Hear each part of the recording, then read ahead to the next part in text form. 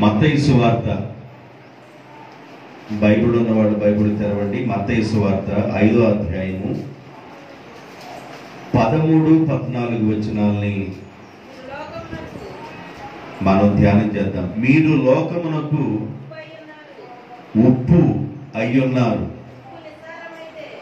ఉప్పు నిస్సారమైతే అది దేని వలన సారము పొందును?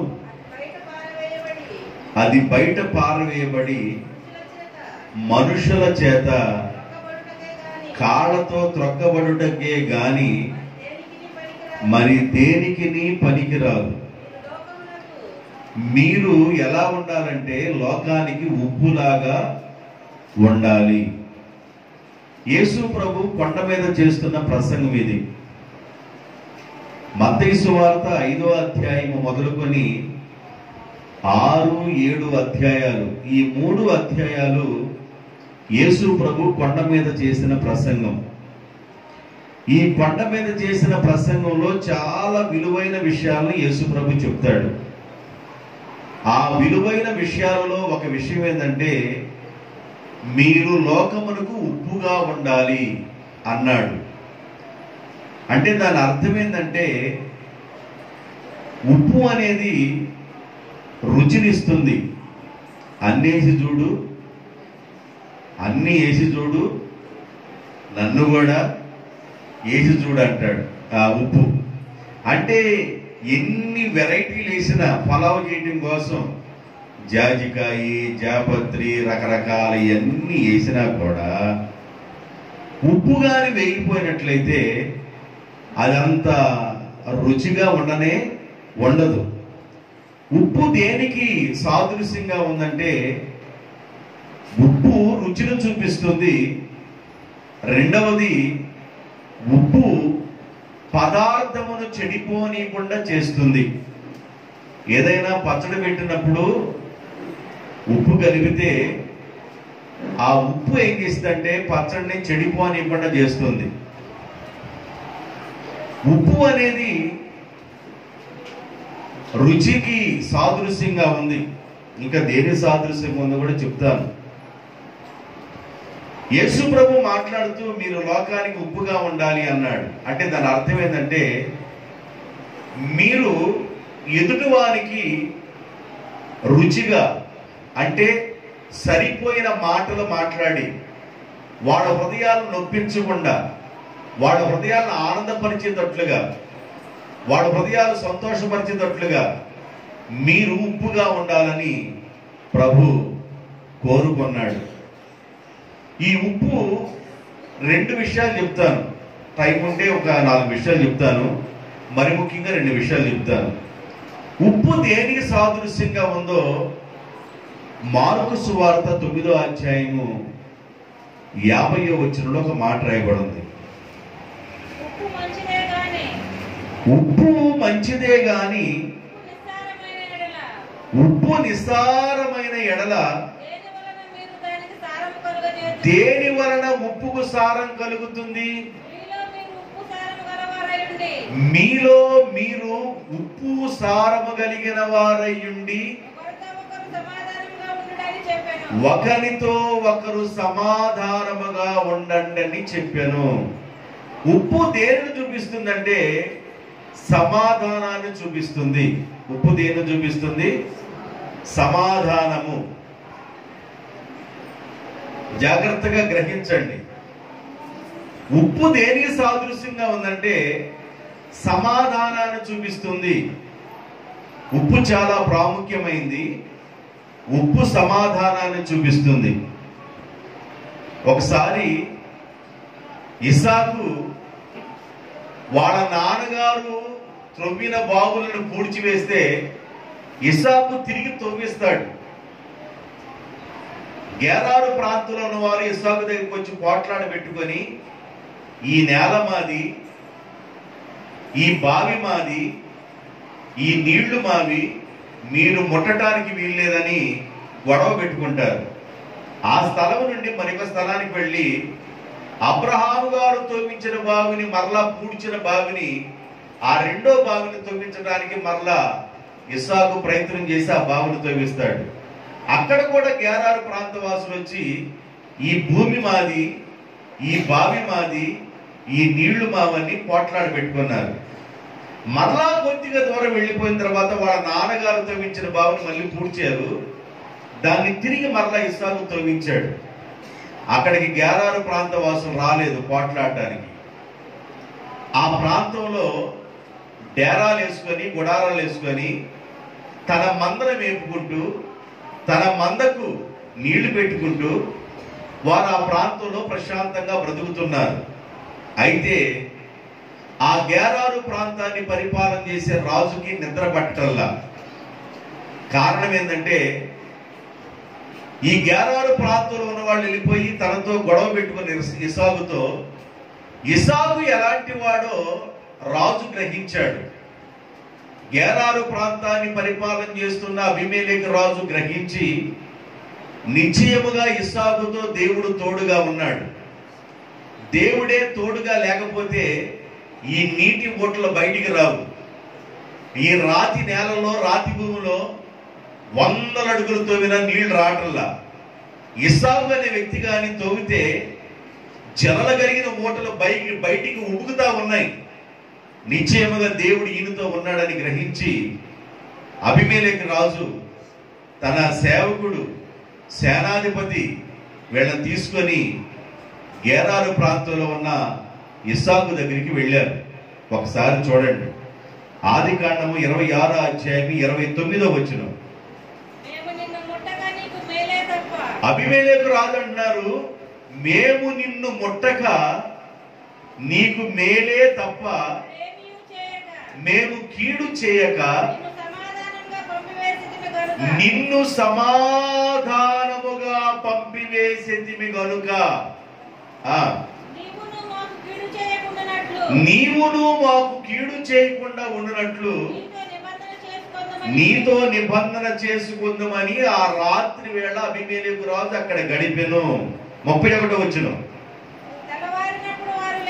తెల్లవారినప్పుడు అబీమెలెకు రాజు లేచి ఒకరితో ఒకడు ప్రమాణము చేసుకొనిరి. తరువాత ఇస్సాకు వారిని సాగనంపగా వారు అతని దగ్గర నుండి సమాధానముగా వెళ్ళిరి. చాలు 31వ వచనములోను 29వ వచనములోను మనకి ఏం కనబడుతుందంటే సమాధానము. ఏం కనబడుతుందంట? మీరు సమాధానమును వాతావరణముతో ఉండండి అన్నాడు. ఉప్పు దేనికి సాదృశ్యంగా చూపిస్తుందో మార్కు సువార్త 9:50లో మీకు చదివాను. ఉప్పు సమాధానానికి గుర్తుగా ఉంది.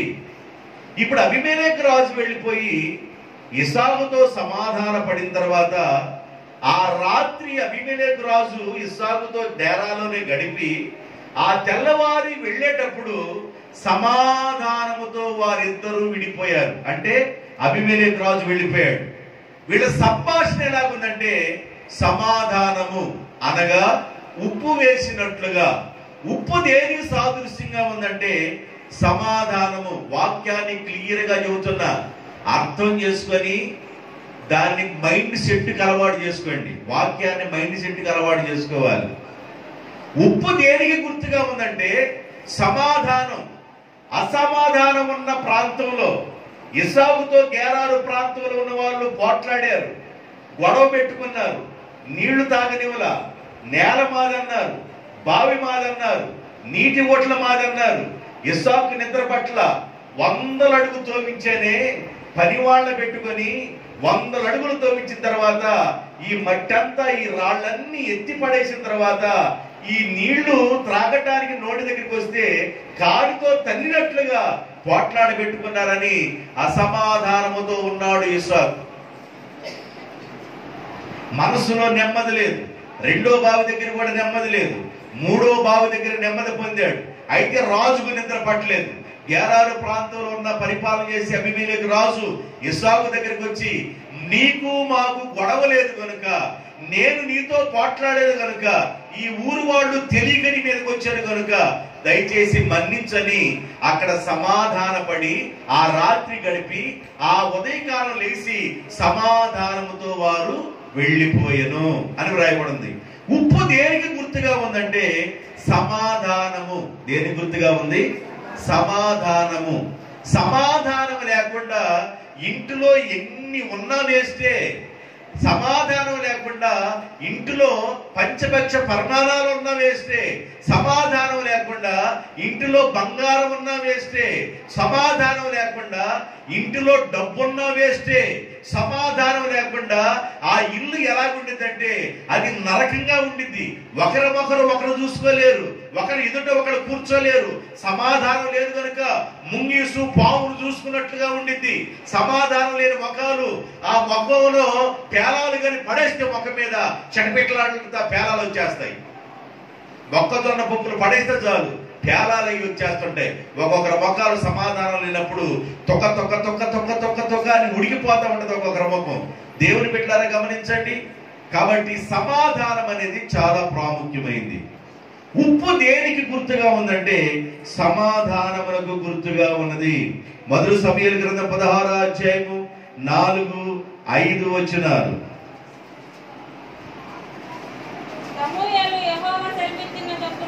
సమూయేలు యెహోవా ఇచ్చిన సెలవు చొప్పున బెత్లెహేమునకు వెళ్ళెను. ఆ ఊరు పెద్దలు, బెత్లెహేములో ఉన్న ఊరు పెద్దలు సమూయేలు రాకకు భయపడి సమాధానముగా వచ్చుచున్నావా అని ఆ పెద్దలు అడిగెను. నేను సమాధానముగానే వచ్చి తిని, మీరు శుద్ధులై నాతో కూడా బలికి రండని చెప్పెను.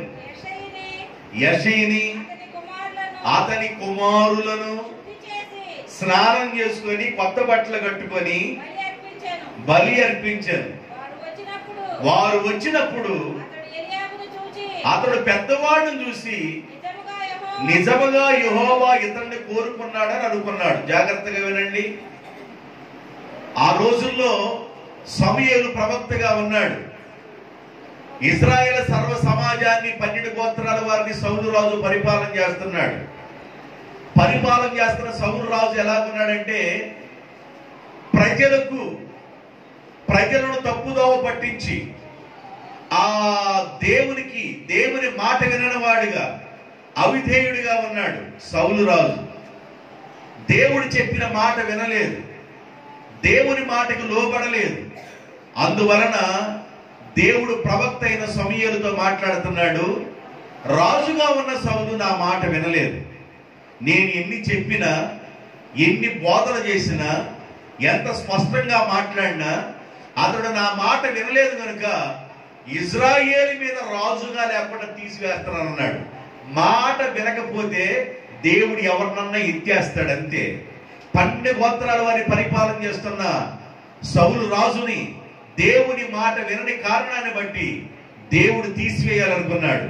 మరి నాయనా, నువ్వు సౌలు రాజును తీసివేస్తే ఎవరిని ఏర్పాటు చేసుకుంటావంటే బెత్లెహేములో యెషయా ఇంటికి వెళ్ళు. యెషయికి కుమారుడు ఉన్నాడు. ఆ కుమారుడిని నేను ఏర్పాటు చేసుకున్నాను. నీ తైలము కొమ్మును పట్టుకొని వెళ్ళి నేను ఏర్పాటు చేసుకున్న కుమారుడి నెత్తి మీద తైలాన్ని పొయ్యి నువ్వు అభిషేకించు అన్నాడు. సరే చెప్తున్నా నా ప్రభు అని అతడు బెత్లెహేము దగ్గరికి వెళ్ళాడు. ఆ ఊరు ఎంటర్ అవుతూ ఉండగానే ఆ ఊరి పెద్దలకి భయం వేసింది. ఆ రోజులో ప్రవక్త ఏది మాట్లాడితే అది జరుగుతూ ఉండేది. ప్రవక్త నోట నుండి ఏదైతే వచ్చిందో అది నెరవేరేది. అందువల్ల ప్రవక్త మన ఊరు వస్తున్నాడు, ఆయన కోపంగా వస్తున్నాడా, సమాధానంగా వస్తున్నాడా మనకు తెలియదు కనుక మనం ఆయన అడిగి తెలుసుకుందామని ఆ గ్రామ పెద్దలు అన్నారు. అయ్యా, నువ్వు సమాధానముగా వచ్చుచున్నావా అని అడిగారు. నేను సమాధానముగానే వచ్చుచున్నాను. దేవునికి స్తోత్రం. సమాధానం దేనికి గుర్తుగా ఉందంటే ఉప్పు సమాధానానికి గుర్తుగా ఉంది. ఉప్పు సమాధానానికి గుర్తుగా ఉంది. మరలా మార్కు సువార్త 9:50 చదవండి, మీకు ఇప్పుడు అర్థమైంది. 9:50 మార్కు సువార్త 9:50. ఉప్పు మంచిదే గాని అది దేని వల్ల సారం పొందును? చివరికి రా. మీలో మీరు ఉప్పు సారము కలిగిన వారయ్యుండి ఒకరితో ఒకడు సమాధానముగా ఉండండి. ఇప్పుడు జాగ్రత్తగా వైపు చూడండి. మీలో మీరు ఇక్కడున్న మనలో మనం ఎలా ఉండాలంటే ఉప్పు సారము కలిగినట్లుగా ఉండాలి. మనం ఎలా ఉండాలంటే నీవు నీ ప్రక్కన వాడితో, నీ ప్రక్కన వాడు నీతో, మనలో మనం ఎలా ఉండాలంటే ఉప్పు సారము కలిగిన వారుగా ఉండాలి. ఉప్పు సారం దేనికి గుర్తుగా ఉందంటే సమాధానము. దేనికి గుర్తుగా ఉందంట? సమాధానం. సమాధానం లేకుండా నువ్వు ఆ చైర్లోను నువ్వు ఈ చైర్లో కూర్చొని 10 సంవత్సరాలు మీరు భక్తి చేసినా మీరు సమాధాన పడలేదు కనుక, మీరు సమాధాన పడకుండా వచ్చి ఇక్కడ కానుకను అర్పిస్తున్నారు కనుక అర్పించే కానుకను కూడా నేను అంగీకరించను అన్నాడు. మీరు సమాధాన పడలేదు కనుక, మీకు సమాధానం లేదు కనుక మీరు కానుకను అర్పించండి.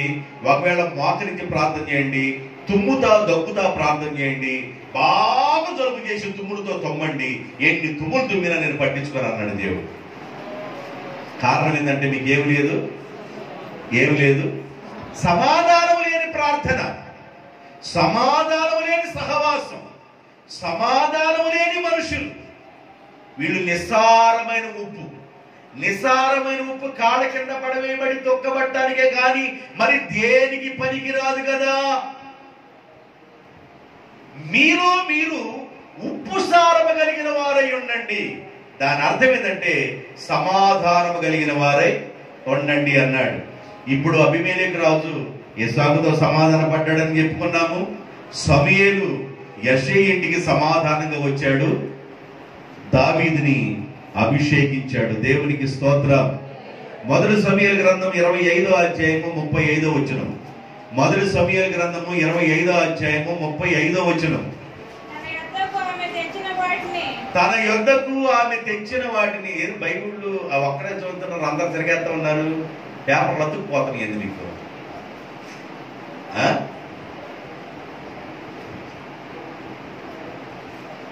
మీరు కూడా బైబిల్ చదవండి. గంట సేపు చెప్తున్నారు బైబిళ్ళు. మొదటి సమూయేలు గ్రంథం 25వ అధ్యాయం 35వ వచనం. తన యొద్దకు ఆమె తెచ్చిన వాటిని ఆమె చేత తీసుకొని నీ మాటలు నేను ఆలకించి నీ మనవి అంగీకరించితిని,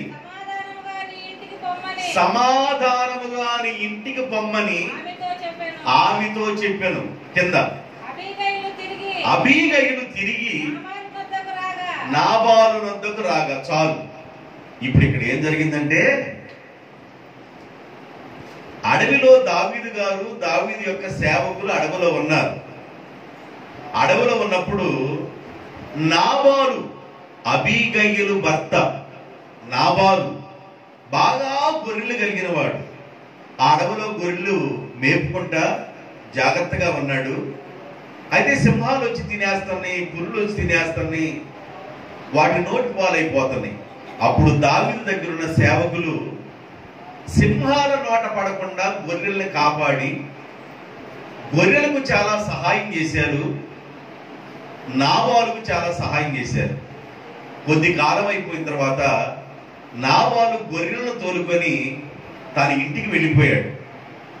ఇప్పుడు అడవిలో ఉన్న దావీదు భక్తుడు అన్నాడు, నాబాలు చాలా ఆస్తి కలిగిన వాడు, గొర్రెలు కలిగిన వాడు, సంపద కలిగిన వాడు కనుక మనం ఆయన గొర్రెలకు ఆయనకు సహాయం చేశాము, సింహాలు నోట పడకుండా పులుల నోట పడకుండా ఆయనకి ఎంతో మనం సహాయం చేశాము. కాబట్టి ఈ అడవిలో ఉన్న మనకి తినడానికి ఆహారం తను పంపించమని ఒకసారి మీరు ఇంటికి వెళ్ళి అడగండి అని 2 సేవకులు పంపించాడు. అప్పటికి నాబాలు ఇంటి దగ్గర బిర్రుగా తాగున్నాడు. ఎట్ట తాగున్నాడట? మీరు అనండి, నేను అన్నట్టు ఎట్ట తాగున్నాడు? బిర్రుగా తాగు అనండి, బిర్రుగా తాగున్నాడు. బాగా కన్ను మిన్ను గారినట్టుగా తాగున్నాడు. వెళ్ళిపోయి, అయ్యా నాబాలు గారు, ఎవడరా మీరు? మేమయ్యా దావీదు సేవకులు, ఎవడురా దావీదు? యెషయా కుమారుడయ్యా. ఎవడురా యెషయా? తాగిన తిమ్మిరెక్కి ఆ తిమ్మిరిలో నోటికి ఇష్టం వచ్చినట్లుగా మాట్లాడాడు. ఎన్ని మాట్లాడినా కూడా తిమ్మిరిగా ఉన్నాడు. ఇక మాట్లాడడానికి అవకాశం లేక దావీదు గారు పంపించిన సేవకులు నాబాలు దగ్గర నుంచి తిరిగి వెళ్ళిపోయారు. దావీదు గారికి చెప్పారు, దావీదు ఎవడంటున్నాడయ్యా? యెషయా కుమారుడయ్యా అన్న. యెషయా ఎవడంటున్నాడయ్యా? నీ గొర్రెలు మేము అడవిలో ఉండగా మేము సింహాల నోట పుల్లు నోట పడకుండా కాపాడిన సేవకులమై అన్నా కూడా ఎవడరా మీరు అన్నాడయ్యా అని ఎప్పుడైతే చెప్పాడో కత్తి తీసుకొని బయలుదేరాడు. మెడకాయని కోసి తలకాయని ఇట్ట కొట్టుకొని బాహుబలి కొట్టుకున్నట్టుగా వెళ్ళిపోదాం అనుకున్నాడు. ఏ బలి తలకాయని తీసుకొని వెళ్ళిపోదాం అనుకున్నాడు. బయలుదేరి వస్తా ఉండగా ఈ విషయం నాబాలు భర్త అయిన అబీగేలుకి తెలిసింది. సన్నాసుడితో కాపురం చేస్తుంది. ఎవరితో చెప్పండి, నేను చెప్పింది చెప్పండి. ఎవరితో కాపురం చేస్తుంది? సన్నాసుడితో కాపురం చేస్తుంది. ఎన్ని చెప్పినా సన్నాసుడికి అర్థం కావట్లా. ఇక తలకాయ ఉంచుకొని కాపురం చేస్తుంది. నా బతుకెట్ట మండిపోయింది అనుకొని కాపురం చేస్తుంది. అయితే ఈ విషయం తెలిసింది అబీగైలుకి. ఈ రోజున నా భర్త అయిన నాబాలు మెడకాయ మీద తలకాయ తీసేస్తాడు రాజు అని అర్థమైపోయి అసలు ఎందుకు ఇంత కోపంగా ఉన్నాడంటే ఆహార పదార్థాలు పంపించమని కోరాడు. అవి పంపించకుండా ఇష్టం వచ్చిన మాట్లాడండి. ఈ విషయం తెలుసుకున్న వెంటనే ఆహార పదార్థాలను సమకూర్చుకొని భక్తుడైన దావీదుకి ఎదురుగా వెళ్ళి ఆయన కాళ్ళకి దండం పెట్టి, నా ఏలినవాడా, ఈ దోషము నాదని ఎంచుము. నా భర్తదని గాని నువ్వు ఇచ్చినట్లయితే ఈరోజు సాయంకాలం నా భర్త ఉండడు, తెల్లారి పరదేశులమో ప్రియులారనే పాట పాడటానికి పాస్టర్ గారిని పిలవాలా, గొయ్యి తీయడానికి ఒకరిని పిలవాలా, ఈ భజనంతా ఉండిద్ది, బంధువులకి వీళ్ళందరూ కబురు చేయాలా, వీళ్ళందరూ సరికి లేట్ అవ్వచ్చు, ఇటు మురుక్కంపు కట్టవచ్చు, ఏమన్నా కావచ్చు. అయితే అయ్యా నీకు దండం పెడుతున్నానయ్యా, ఈ దోషం నాదనించయ్యా అని కాళ్ళ మీద పడ్డారు. అప్పుడు దావీదు అంటాడు, ఇప్పుడు చదవండి నేను చెప్పింది 35. తన యొద్దకు ఆమె తెచ్చిన ఆహార పదార్థములను ఆమె చేత తీసుకొని నీ మాటలు నేను ఆలకించి నీ మనవి అంగీకరించి తిని సమాధానముగా నీ ఇంటికి పొమ్మని, నీ భర్తకి ఏ హాని చేయను, సమాధానముగా వెళ్ళమ్మా అని చెప్పి ఆయన అక్కడి నుండి ఆమె యొక్క మంచితనాన్ని బట్టి ఛీ అనుకొని ఆయన అక్కడి నుంచి వెనక్కి తిరిగి వెళ్ళిపోయాడు. ఈమెమని అక్కడి నుంచి వెనక్కి తిరిగి తన భర్త దగ్గరికి వచ్చింది. తాగిన తిమ్మిరంతా దిగింది. తాగినప్పుడు పెద్ద చిన్న, గురువు దైవము, ఎవరిని ఏం మాట మాట్లాడాలా, నోటికి ఏం వస్తుంది, అడ్డగోలోడికి అడ్డగోలు మాటలు ఏం వస్తున్నాయి, ఏం అర్థం కాదు. ఒక్కొక్క అడ్డగోలోడికి ఏమి మాటలు వస్తున్నాయి, దరిద్ర మాటలు వస్తున్నాయి. ఏం మాట్లాడుతున్నావు తెలియకుండా ఎదుటోడు బాధపడతారా నొచ్చుకుంటారని లేకుండా దరిద్రపు మాటలు మాట్లాడటం. ఈ దరిద్రపు మాటలు మాట్లాడి ఆ మొత్తంతో దిగిపోయి అలాగ కూర్చున్న తర్వాత ఈ నాబాలు భార్య అయిన అబీగైలు ఇంటికి వెళ్ళిపోయి, అయ్యా భక్తుడైన దావీదు, నీ గొర్రెల్ని కాపాడిన దావీదు గారు ఆహార పదార్థాల కోసం అడిగితే నువ్వేం చేసావంటే నోటికి ఇష్టం వచ్చేట్లుగా మాట్లాడావయ్యా. ఆయన కత్తి తీసుకొని వచ్చాడు కానీ నేను ఎదురుల బట్టి సరిపోయిందయ్యా అనగలే హా అన్నాడు. హా అనగలే గుండె అయిపోయింది. గుండె పగిలి చచ్చాడు. ఎవరు? గుండె పగిలి చచ్చాడు దావీదు మొట్ల. దావీదు అంటాడు అబీగైలుతో, నువ్వు సమాధానముగా ఇంటికి వెళ్ళు. దేవునికి స్తోత్రం. ఈ రోజు నన్ను అహత్య చేయకుండా ఆపిన దేవునికి స్తోత్రము కలుగునుగాక అని చెప్పి అమ్మా నువ్వు సమాధానంగా వెళ్ళు, నీ భర్త మూర్ఖంగా మాట్లాడాడు, ఖచ్చితంగా నేను ఈరోజు చంపేయాలనుకున్నాను, అయితే దేవుడు నీ రాక ద్వారా నేను నరహత్య చేయకుండా ఆపాడు కనుక నువ్వు సమాధానంగా వెళ్ళమ్మా అని చెప్పి ఆయన వెళ్ళిపోయాడు. అంటే ఇక్కడ సమాధానం దేనికి చూపిస్తుందంటే ఉప్పు గుర్తుగా, ఉప్పు సమాధానానికి గుర్తుగా ఉంది. దేవునికి స్తోత్రం, హల్లెలూయా. ఎస్తేరు గ్రంథం 10వ అధ్యాయం 3వ వచనం. ఎస్తేరు గ్రంథం 10వ అధ్యాయము 3వ వచనం. యూదుడైన మొర్దెకై రాజైన అహర్వేరోషు ప్రధానమంత్రిగా నుండి తన వారందరితో సమాధానముగా మొర్దెకై మాట్లాడుచు తన జనుల యొద్ద క్షేమమును అడిగి తెలుసుకొనుచు యూదులలో గొప్ప పేరు కలిగిన వాడై తన దేశస్థులలో చాలా మందికి ఇష్టడుగా ఉండెను, సమాధానము కలిగి ఉండెను. మొర్దెకై అందరితో సమాధానముగా ఉండెను. అంటే మొర్దెకై సంభాషణ ఉప్పు వేసినట్లుగా ఉంది. ఒక్కొక్కరు మాట్లాడుతుంటే ఎదుటి వాళ్ళకి ఎలాగుండిందంటే శర్రా శర్రా శర్రా శర్రా శర్రా శర్రా శర్రా అనిపించింది. ఒకడు మాట్లాడుతుంటే బీరువాలో ఈ దాసిని కూడా కొత్త నోట్లు 100 రూపాయల నోట్ల కట్ట మన బ్యాంకుకి వెళ్ళాను. నేను బ్యాంకుకి వెళ్ళి ఒక 100 రూపాయల నోటు కట్ట తీసుకుందాం అనుకున్నా, 10,000 రూపాయల కట్ట తీసుకుందాం అనుకున్నా. నా పక్కన వాడు ఒక అతను ఇవ్వబోతున్నాడు. నేను అడిగేదానికి ముందుగానే నాకంటే వయసులో పెద్దడు ఆ 100 రూపాయల కట్ట నాకు ఇవ్వండి అన్నాడు. మరి వేసేవారు ఆ తాళం అనుకున్నాను.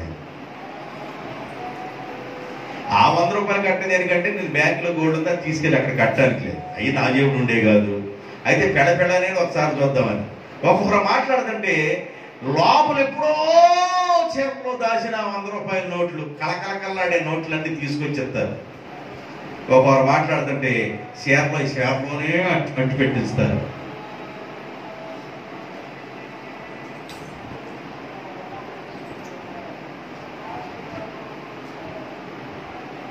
కొందరు బైబిల్లో డబ్బులు పెట్టుకొని వస్తారు, ఎద్దామా వద్దా, వేద్దామా వద్దా, వేద్దామా వద్దా, తీద్దామా లేదు, తీద్దామా లేదు. అనుమానం అనుమానం ప్రయాణం ఒప్పితే కాదు.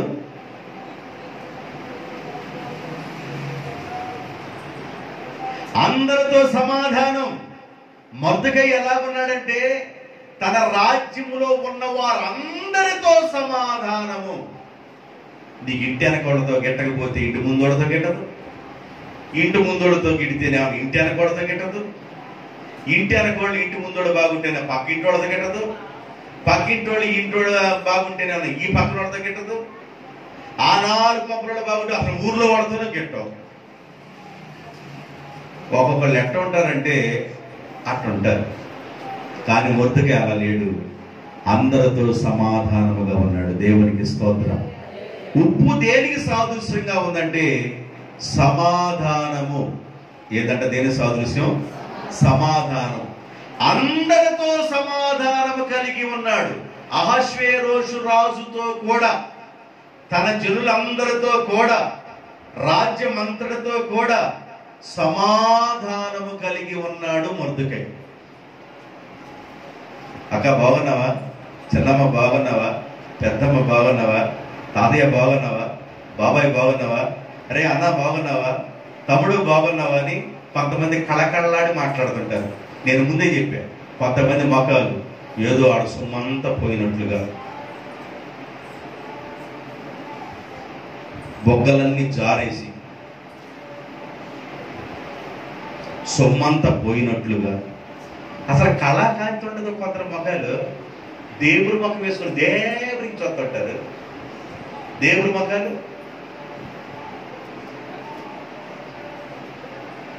కొంతమంది చక్కగా నవ్వుతా కిలకిలాడుతూ అందరితో బాగుంటారు. కొంతమంది ముంగీసు తాసుపాలు చూసుకున్నట్టే అంటది. ఇది ఏది? తాసుపాలు. ముంగీసు కూడా అంటవాడు. ముంగీసును తాసుపాలు చూసుకున్నట్టే. మొర్దెకై అలా లేడు. అహష్వేరోషు రాజుతోను అతని రాజ్యములో ఉన్న వారందరితోనూ సమాధానముగా ఉండెను. దేవునికి స్తోత్రం. సంతోషం ఎక్కడ ఉందని, సమాధానమెచ్చట నాకు దొరికేనని. సంతోషం ఎక్కడ ఉందని,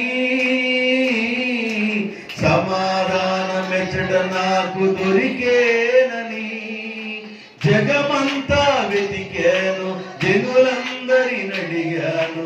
జగమంతా వెతికాను, జనులందరిని అడిగాను. చివరికది కనుగొన్నాను, చివరికది నీలోనే కనుగొన్నాను. ఎంత మంచి దేవుడవయ్యా యేసయ్యా, చింతలని తీరేనయ్యా నిన్ను చేయినా, నా చింతలని తీరేనయ్యా నిన్ను చేయినా. ఎంత మంచి దేవుడవయ్యా యేసయ్యా, చింతలని తీరేనయ్యా నిన్ను చేయినా, నా చింతలని తీరేనయ్యా నిన్ను చేయినా. హల్లెలూయా.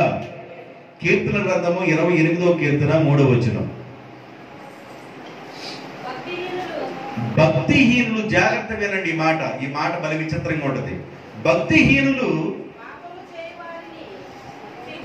28:3 కీర్తన గ్రంథం. భక్తిహీనులను పాపము చేయు వారిని నీవు లాగివేయనట్లు నన్ను లాగివేయకుము. వారి